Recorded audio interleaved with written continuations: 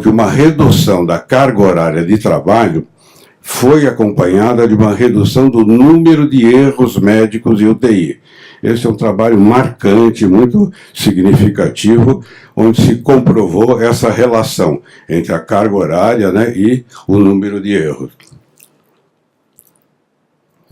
A privação do sono associada, enfim, à fadiga, né, ela pode estar ligada a produzir erros médicos, né, vocês viram isso também aí no vídeo, acidentes, né, com material pérfuro cortantes, então o residente se machucar, né, no trabalho dele. E esse é um outro dado importante, acidentes automobilísticos após o plantão. Isso é algo que às vezes não é muito dito, muito conversado, mas é importante que todos, plantonistas, médicos, residentes ou não residentes, saibam desse dado, que essa sonolência, né, pós-plantão, no noturno, com muita frequência acompanhada de acidentes automobilísticos, alguns fatais, seja com o próprio residente, ou seja, de ele, por exemplo, provocar um acidente e matar outras pessoas, né? Sobre a privação do sono e o erro médico, então, a privação do sono, principalmente a privação crônica, né, do sono, pode levar a um comprometimento do desempenho clínico, uma maior incidência de erros na prescrição de medicamentos e um aumento do tempo necessário para realizar determinadas tarefas. Essa última referência é um dado interessante, mostrando que os erros eles costumam acontecer com maior frequência num determinado horário, né? Então, ocorre mais em plantões noturnos do que em plantões diurnos.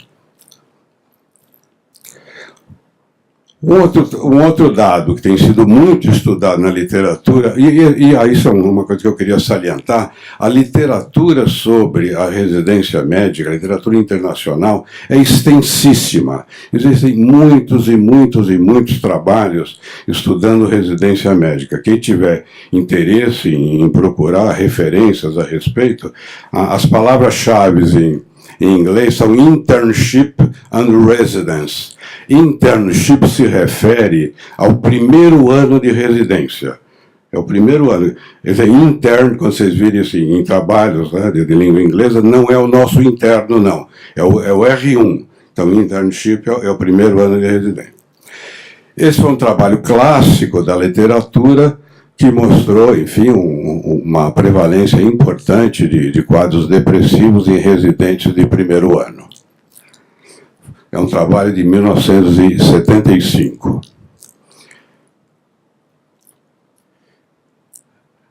Esse slide ele mostra uma relação de alguns trabalhos da literatura sobre depressão e R1, e eu queria destacar esse último aí que está em... Este último que está em azul, que é uma meta-análise publicada recentemente, aqui em 2015, mostrando mais ou menos em torno aí de 28% essa taxa de prevalência de sintomas depressivos em residências de primeiro ano. Esse é um outro dado de um trabalho clássico da literatura de 1991, mostrando a evolução dos sintomas depressivos ao longo de 3 anos de residência, né? Vocês podem notar que aqui por volta do 8º mês do primeiro ano, aqui no R1, é onde tem a maior taxa de prevalência de sintomas depressivos, que depois tende a cair ao longo da residência. Então, no final do 3º ano de residência, há uma prevalência bem menor. Alguns estudos se ocuparam de verificar a questão da qualidade de vida do médico residente, e esse é um estudo realizado lá na Unifesp, onde a gente encontrou uma associação entre pior qualidade de vida e ser residente de primeiro ano, de especialidades clínicas, com mais de 30 horas semanais de atendimento a pacientes críticos e trabalhar em plantões fora da residência médica. Esses eram fatores associados à pior qualidade de vida. Esse outro estudo é um estudo também brasileiro, realizado com residentes de anestesia em Santa Catarina, e se verificou que a carga horária acima de 60 horas estava associada com um comprometimento da qualidade de vida dos residentes. O primeiro autor que se ocupou de tentar descrever um quadro sindrômico, né, do residente foi esse autor, em 1981, que ele chamou de síndrome de estresse do residente, com essas características, né? Eu vou deixar projetado isso para vocês acompanharem.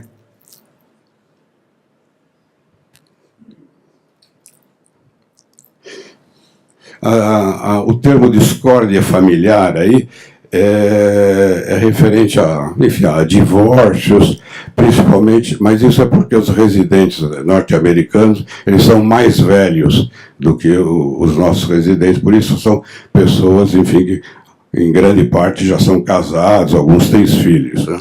Diferente da nossa realidade. E esse autor, ele relacionou como fatores etiológicos a privação crônica do sono, a excessiva carga de trabalho, a responsabilidade assistencial, ou seja, cuidar de outras pessoas, né?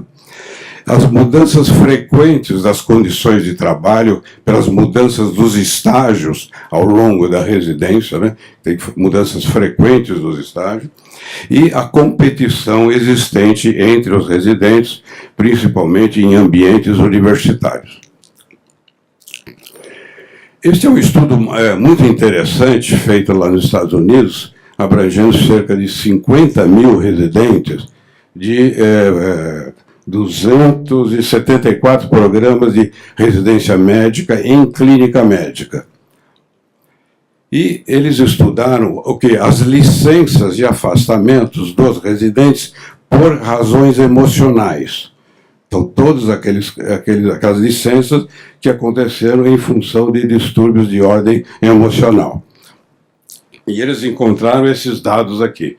1% se licenciou, foi afastado. Maior incidência de afastamento foi no R1, a média de afastamento foi de quase 7 semanas, e uma incidência 2 vezes maior nas mulheres. Interessante foi o segmento, né? O que aconteceu, enfim, com essas pessoas, né?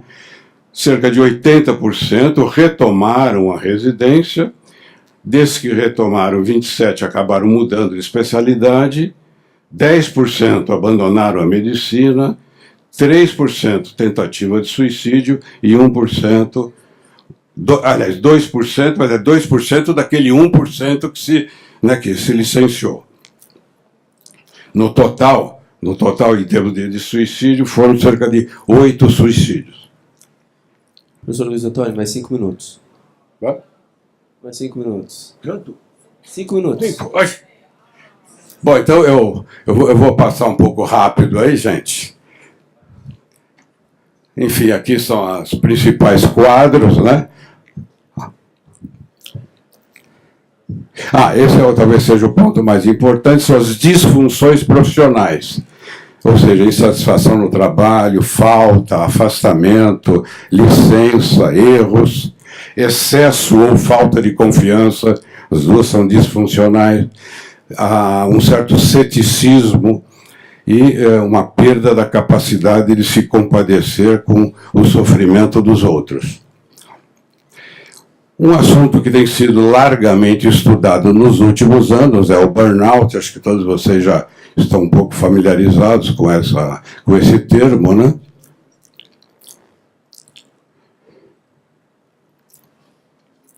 Essa é uma definição aí de burnout.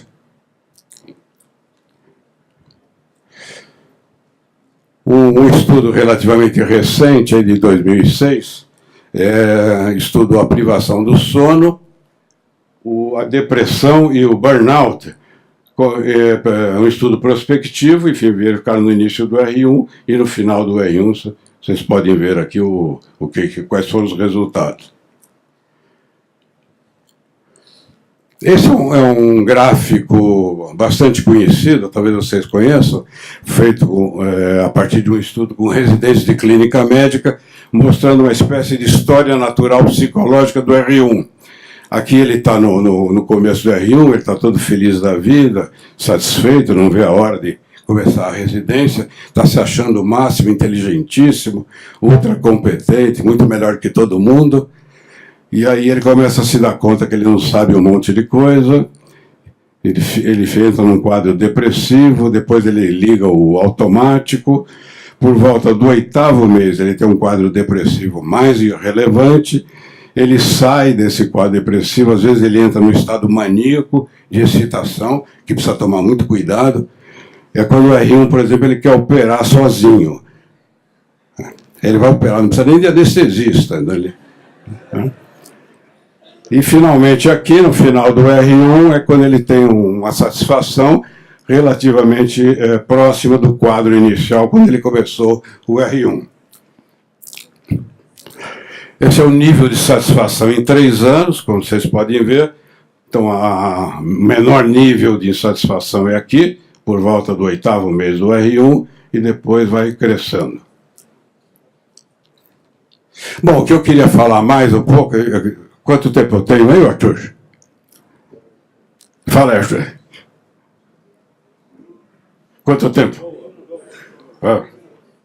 3? Ah, bom, então tá bom.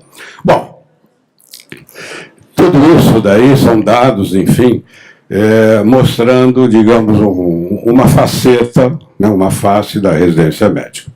Lembrando, isso eu queria assinalar com todas as letras, a residência médica é a melhor forma, o melhor sistema, o melhor instrumento de capacitação profissional do médico. Isso é um dado universal, aceito universalmente. Isso já foi falado aqui antes, a patroa falou disso ontem. E tanto isso é verdade que esse sistema está sendo aplicado para outras profissões, na formação profissional. Então, a residência médica é ótima. É muito boa e funciona e qualifica os profissionais. O que nós precisamos nos ocupar é de melhorá-la, aprimorá-la.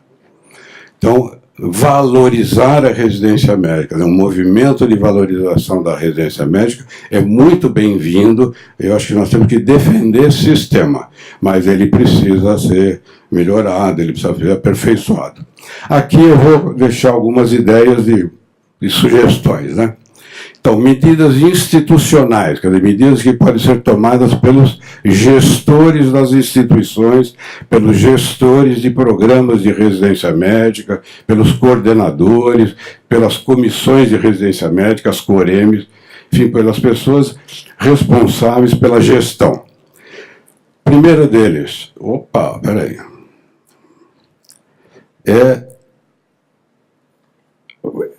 criar programas de recepção aos novos R1. Então, criar um programa de recepção aos novos R1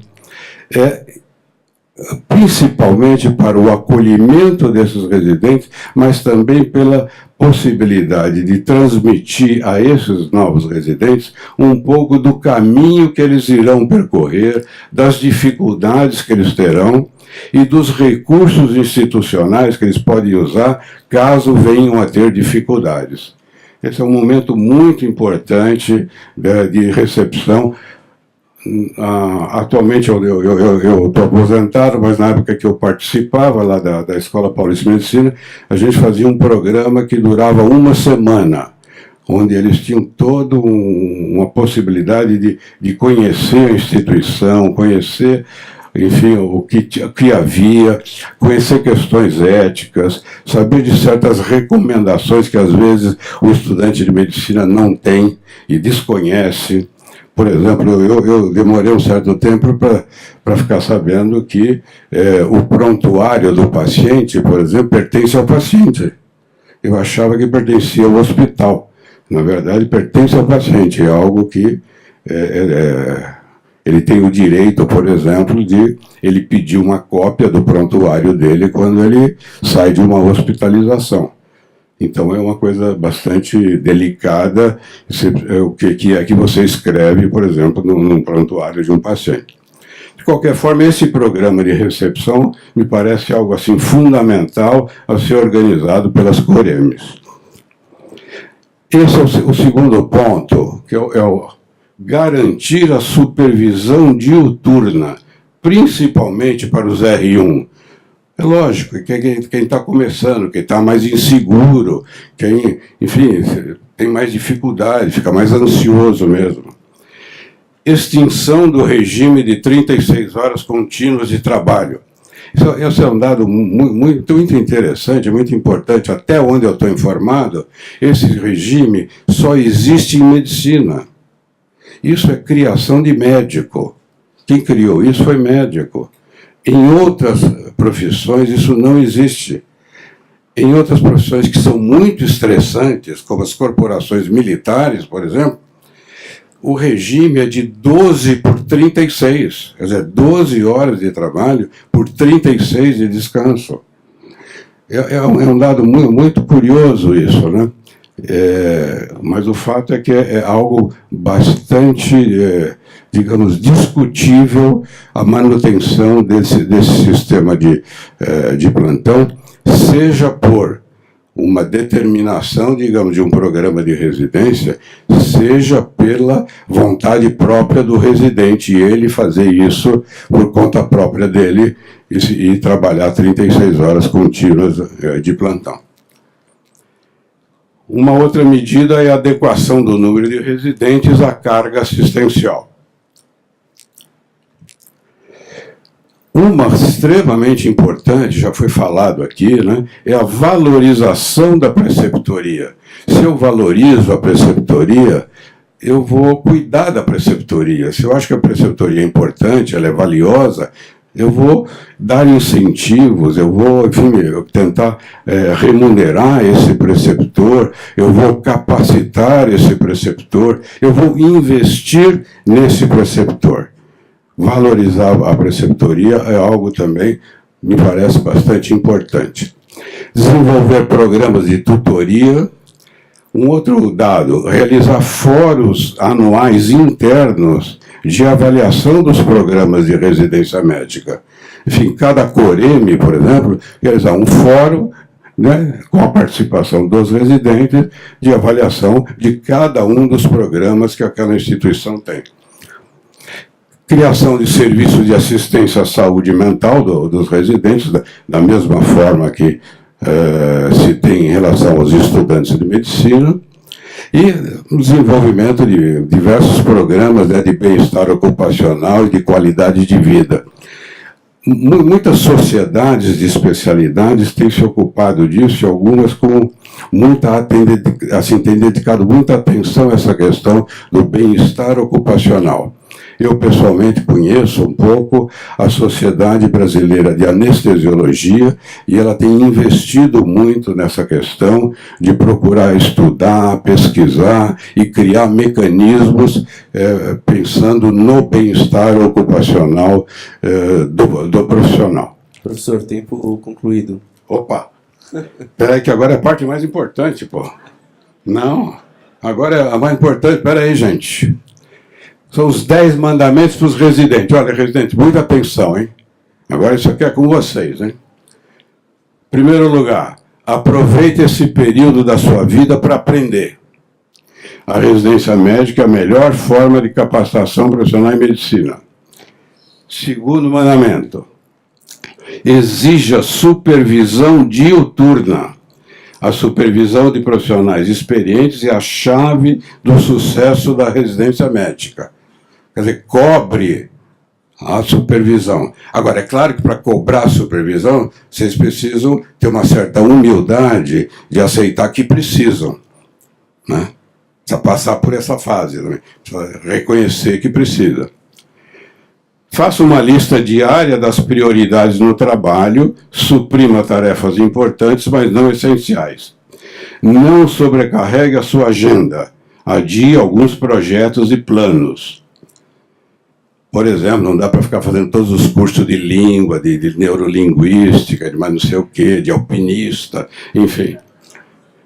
Lembre-se que o R1 é o período mais difícil e estressante. Não assuma plantões fora durante o R1. Não façam isso. Isso não é bom para a saúde. Não faz bem. Outra coisa, lembre-se que a folga pós-plantão, que foi uma batalha nesse país aqui, conseguimos implantá-la, é para descansar e para espairecer, não é para trabalhar, né? Não é para ir arrumar um biquinho, não, é para descansar. Participe das atividades da Coreme e das associações de residentes diretamente ou por meio dos representantes eleitos. Converse com os preceptores sobre as dificuldades que você está tendo e sobre o planejamento da sua carreira profissional. Procure se alimentar de forma saudável e faça atividade física. E peça ajuda profissional se estiver se sentindo estressado, deprimido, angustiado. Muito obrigado pela atenção. Obrigado, professor. Excelente palestra. Nós vamos continuar. Obrigado, professor. Nós vamos continuar com o terceiro palestrante, Dr. José Raimundo da Silva Lippe, da Universidade Federal de Minas Gerais, vai falar sobre saúde mental dos médicos jovens. Dr. José Raimundo da Silva Lippe é doutor em Ciências pela Fundação Oswaldo Cruz, Fiocruz. Ele é psiquiatra associado da Associação Brasileira de Psiquiatria.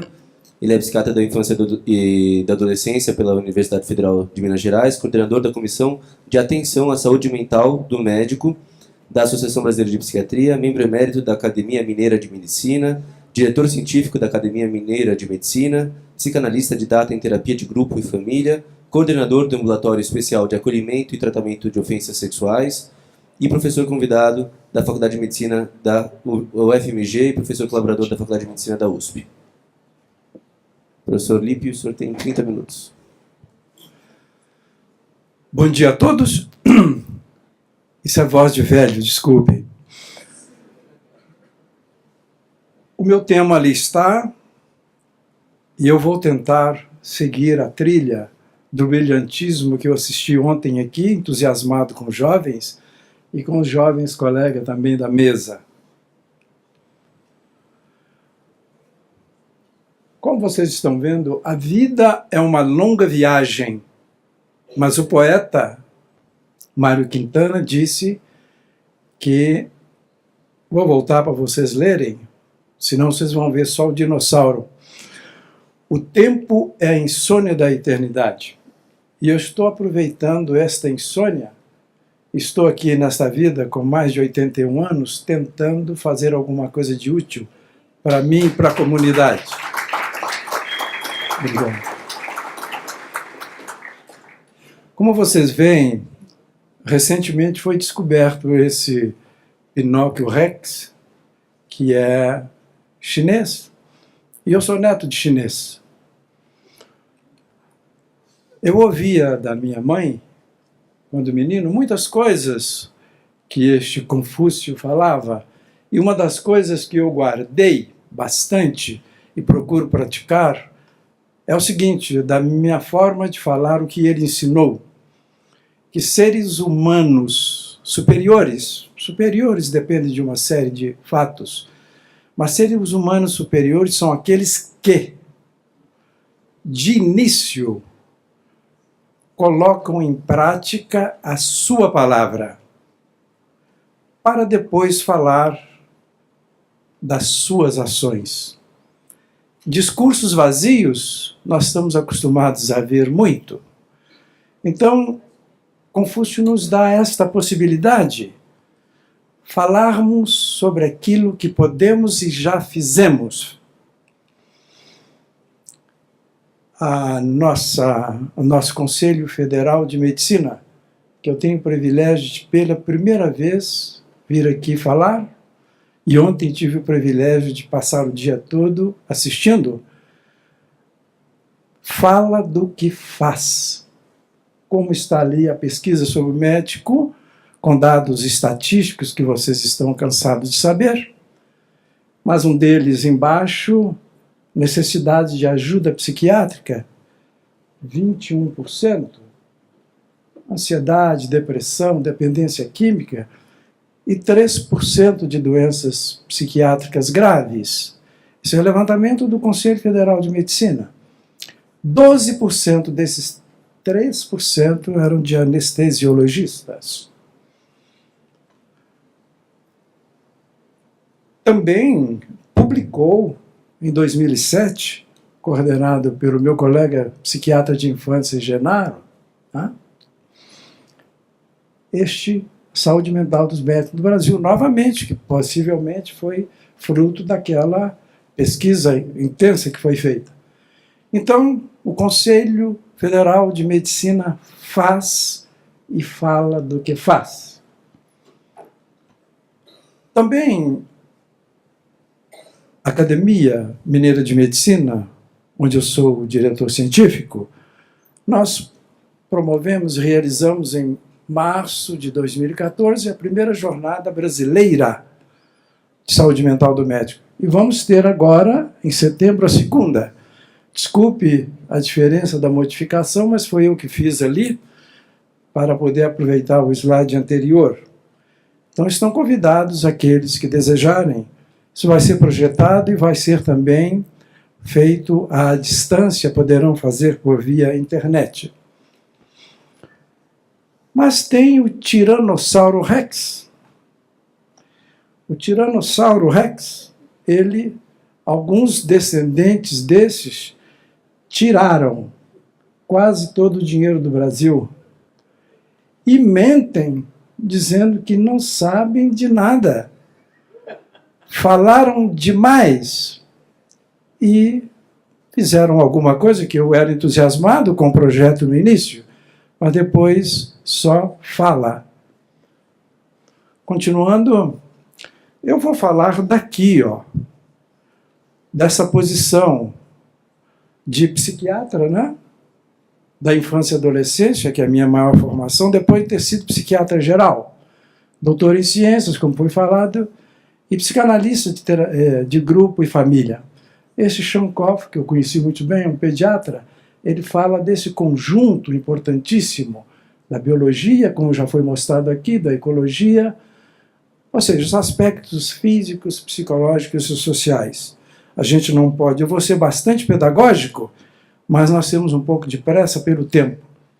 Eu não quero que o Arthur, que eu vou agradecer agora, foi o primeiro a fazer contato comigo, e ele ficou muito surpreendido no e-mail, mas eu fiz o e-mail cedo, o senhor já me respondeu? Claro, tem que responder, se eu vou, se não vou. E eu estava doido para vir e vim.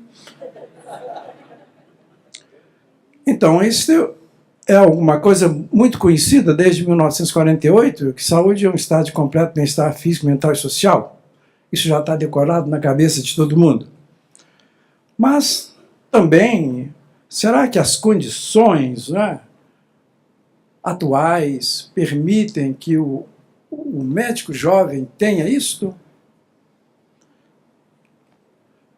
Este cidadão maravilhoso, já falecido, ele tem um conceito, além de um escritor famosíssimo, ele nos diz o seguinte, que saúde reflete a conjuntura social, econômica, política e cultural.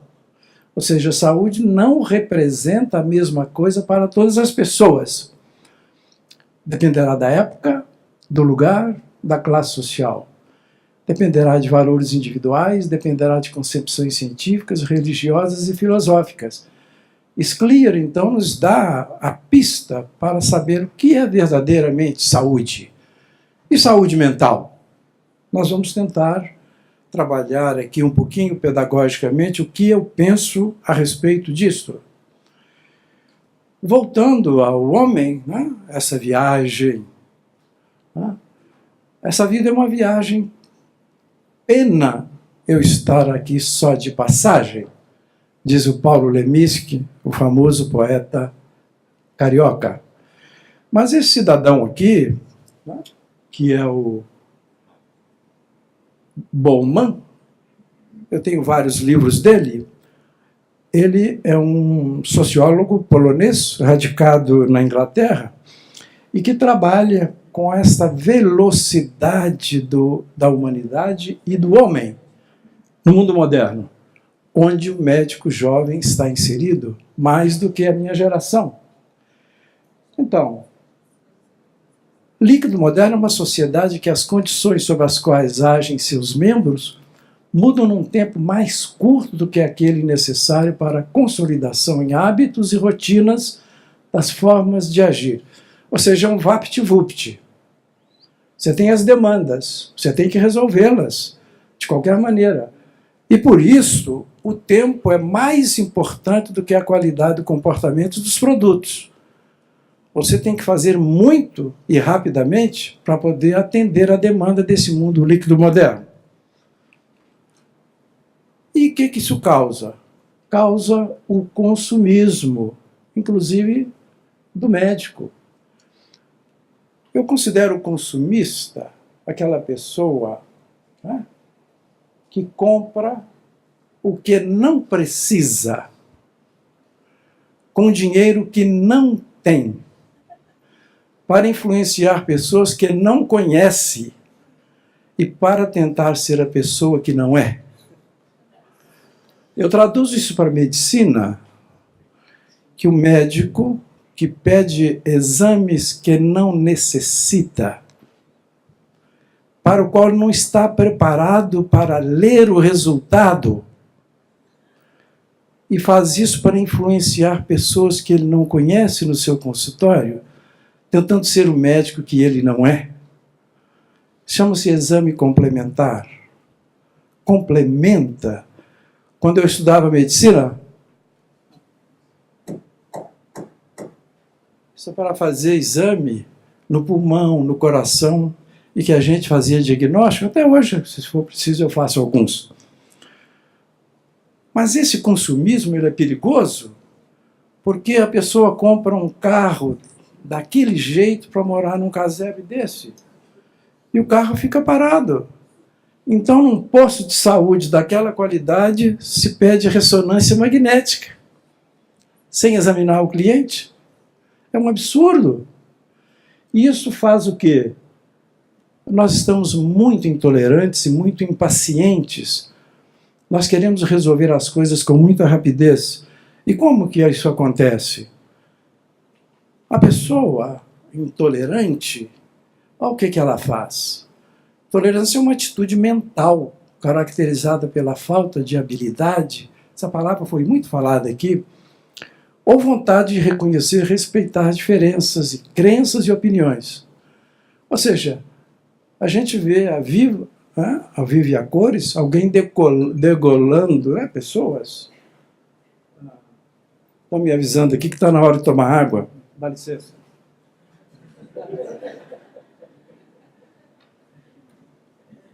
Então, vocês acham que é mentira? A minha filha colocou um dispositivo aqui porque eu estava tomando muito pouca água. Então, quando chama agora, eu vou e tomo, porque eu sou obediente. Então, nesse sentido, a intolerância pode ser aproximadamente definida como uma indignação dos que não têm uma opinião própria, né? Ou seja, temos que correr porque, senão, os senhores vão ficar impacientes comigo. Agora, a solução para essa intolerância rápida, para isso que a gente não tem paciência, é comprar na farmácia. A solução dos problemas pode ser comprada na loja. A tarefa não é usar suas habilidades para superar as dificuldades. Ali tem, né, aquela brincadeira ali com a vaca, que ela não está com a doença de vaca louca, mas está com a intolerância à lactose. A intolerância está sempre presente. Agora, onde que se vai encontrar, nessa rapidez da vida, a solução para os problemas? No hospital? É como se fosse uma loja? Ou no consultório médico? Em que a venda do produto certo para superar o que você está vivendo. Ou seja, o médico hoje é procurado como um mágico que soluciona problemas com uma receita. E quem mais receita são os clínicos. O clínico receita mais ansiolítico, mais antidepressivo, mais analgésico do que nós psiquiatras. Olha aí, nunca se vendeu tanto analgésico, ansiolítico e antidepressivo.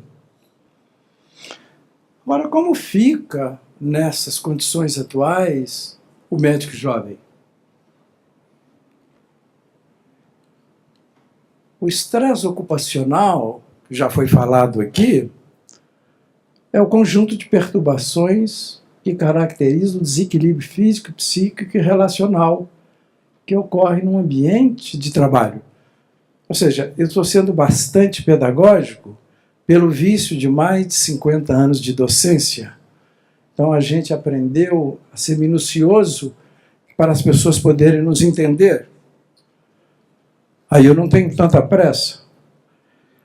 E também pode chegar à fadiga ocupacional, que é o estado de extremo cansaço que está associado aos longos períodos de trabalho ininterruptos sem o devido descanso.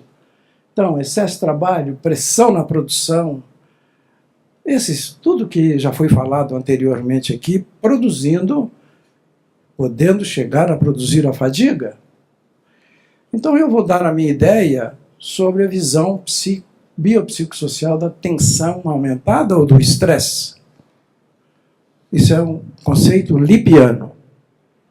De estresse não é meu, nem eu tresso, mas dessa maneira, esse estresse tóxico, que é uma relação particular entre uma pessoa, seu ambiente, as circunstâncias às quais está submetida, que é avaliada por ela como uma ameaça ou algo que exige dela mais que suas próprias habilidades, novamente habilidade, ou recursos e que põe em perigo seu bem-estar.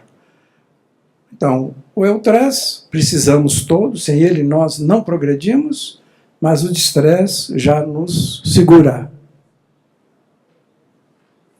Vamos para frente. E aí vem este primeiro fórum, não é? Que é aqui se faz as coisas e que tenta demonstrar o burnout, a depressão e etc. E eu começo a falar para vocês como eu penso a saúde mental, que é uma conquista dinâmica. Ela existe desde o bebezinho, mas ele vai conquistando. Uma de suas características é a capacidade que o ser humano tem de desenvolver e mobilizar suas habilidades motoras, psíquicas, relacionais, inatas e adquiridas, em qualquer época e ambiente. Isso é o início de um pensamento. O Conselho Federal de Medicina, que mata a cobra e mostra o pau, convida os médicos jovens a conhecer os passos para adquirir a sua saúde mental.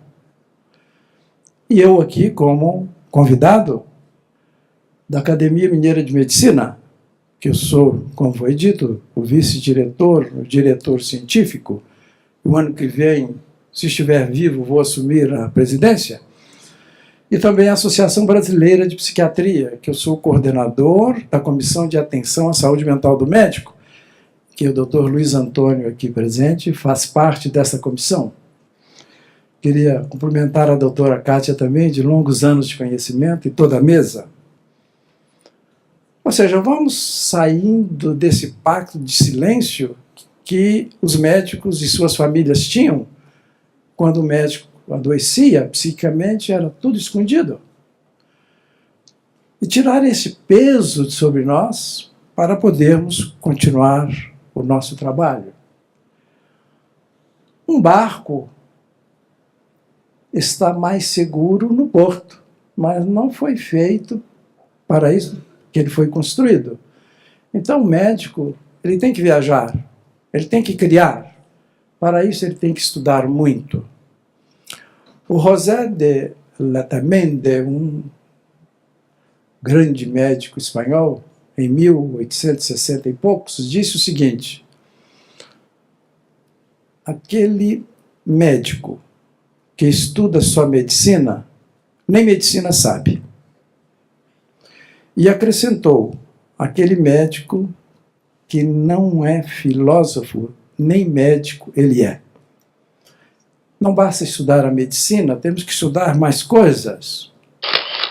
E por isso eu vou falar uma coisa que eu falava para os alunos da medicina da USP quando eu ia dar a minha contribuição lá.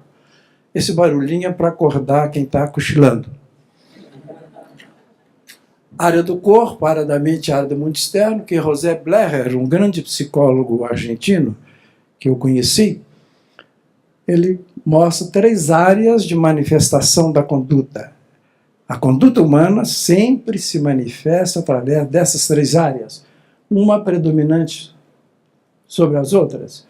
E eu tive a ousadia, nesse livro de depressão na infância, que foi o primeiro livro de depressão na infância, publicado na América Latina, que eu acrescento uma 4ª área, que é para poder integrar o que o Blair nos ensinava. Novamente, quem não acordou, acorde. Aí está a área psicológica, biológica, social, e que eu denomino de área epistemológica. Por que isto? Isso no meu doutorado, que eu já fiz numa certa idade. Eu era chamado de doutor e não era doutor. Aí eu falei, vou fazer esse negócio.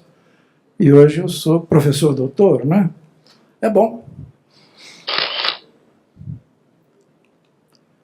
Bom, o que eu quero com tudo isso é dizer que a tensão, que quando se quebra a homeostasia, nós entramos num estado de tensão, que é bom para nós, no estresse saudável, o estresse, que é caracterizado pela ansiedade quando essa tensão se manifesta predominantemente na área da mente, ou como angústia, como se manifesta na área do corpo, e também como medo, que é a mesma tensão resultante da quebra do equilíbrio.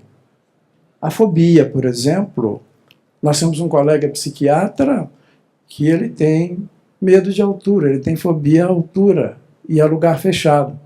Então, nos hotéis que a gente vai, ele só fica no 1º, 2º ou 3º andar. Ou seja, se ele não entrar num lugar fechado, ele está muito bem. Então, ele cuida, ele não fez a psicanálise dele, então ele vai continuar sendo fóbico. E aqui, então, é a mesma coisa para dizer do estresse que nós havíamos conceituado anteriormente.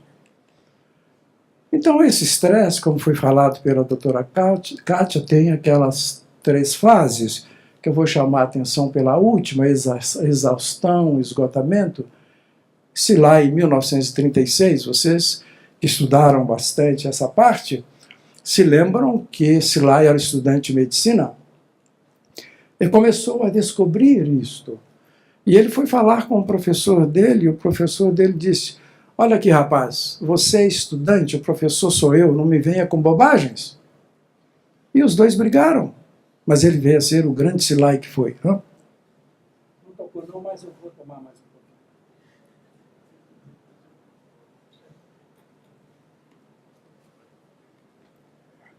Bom, tudo isso tem as consequências que nós já ouvimos aqui, né?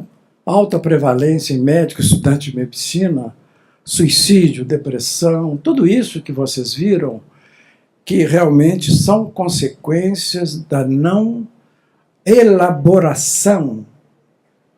O médico jovem, ele precisa pensar que se ele continuar, como o doutor Luiz chamou a atenção, nessa rotina de excesso de trabalho, ele provavelmente pode cair nisso aqui.